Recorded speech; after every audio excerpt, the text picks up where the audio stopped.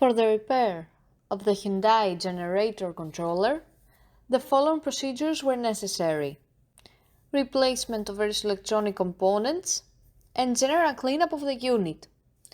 For testing, we add a 24-volt DC power supply, a multimeter to measure the 24-volt DC power supply, and we connect the unit's communication ports to an oscillograph. As soon as we turn on the power supply, the unit responds accordingly and performs a run test as seen by the LED indicators of the unit lighting up, and the communication can be seen on the oscillograph screen.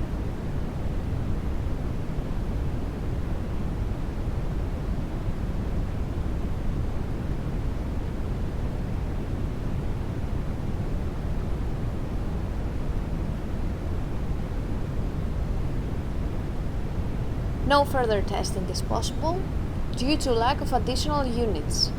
It is now clear that the generator controller is working successfully and is ready to be delivered to the customer.